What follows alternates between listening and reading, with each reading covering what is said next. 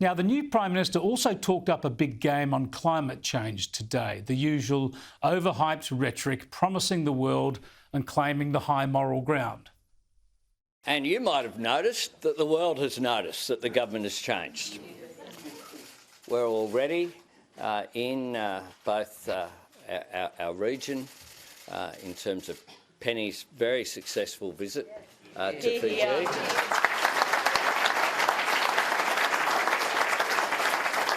But at the Quad Leaders meeting with our most important ally, President Biden of the United States, but also our important friends in Prime Minister Kishida from Japan and Prime Minister Modi in India, we changed the statement that was made, and they very much welcomed our changed position on climate change. We're joining again the global effort which we needed to do after 9 wasted years. This is rot, of course. There are solar panels and wind turbines as far as the eye can see in this country, with coal-fired power stations closing down and prices going up again. Why?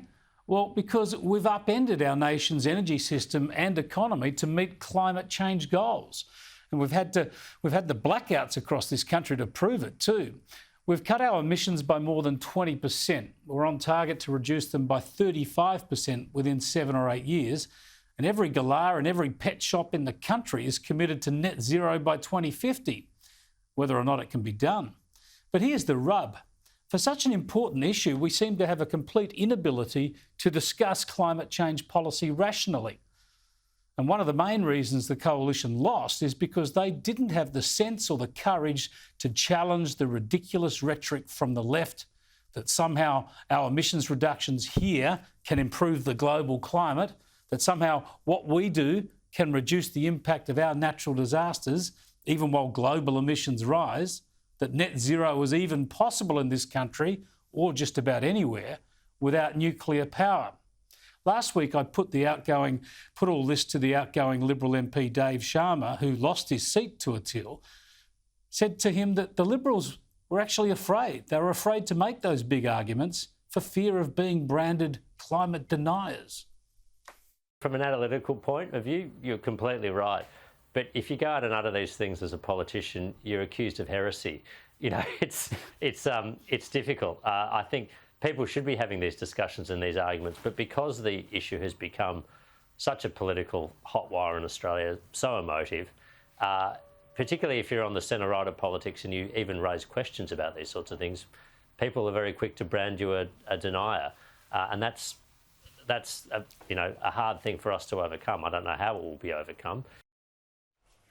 Now, I don't blame Sharma. He was complicit in a strategy of the coalitions. This stuff comes from the top.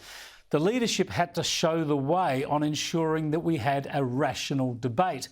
Instead of calling out the hysteria, the unworkable solutions of the Teals, the government pretended to be just like them.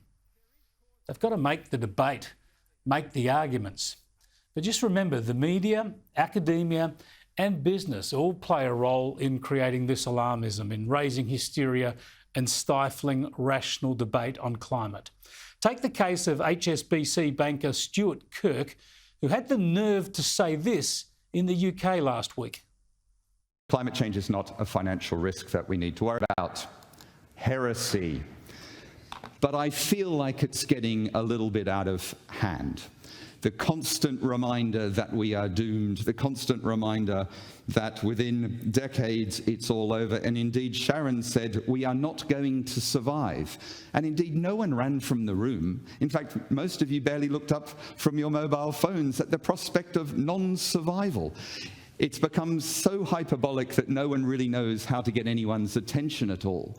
Now, I wouldn't normally mind that. 25 years in the finance industry, there's always some nut job telling me about the end of the world. Now, some of you might have seen this when Andrew Bolt showed it last week, but I thought it was worth showing again because Kirk was suspended from his job for making a fact-based argument against the zeitgeist of alarmism. The more People say the world is going to end, and here I've looked at the number of incidences in all press around the world that use climate catastrophe. The number of times the phrase climate catastrophe is mentioned around the world, the higher and higher and higher risk assets go, in tandem. The more we're doomed, the higher prices go. How is that possible? So what's going on then? The Sharons and the Mark Carneys of this world need to tell us why prices are going up with our own demise. Yeah, Stuart Kirk headed up responsible investing, and he could lose his job. This is cancel culture, to be sure, of course. But there's also money in play here. HSBC risks losing plenty of investors who object to this kind of analysis. What have we become? We don't want the facts. We don't want anyone challenging the status quo. None of these people need to deal, of course, with the consequences of radical climate policies. The power price increases don't trouble them, or the factories moving offshore. For them, it's all about investments and returns. For the teal independents back here in Australia and the people who voted for them, again, they've got no material concerns. They are wealthy enough not to be troubled by power bills.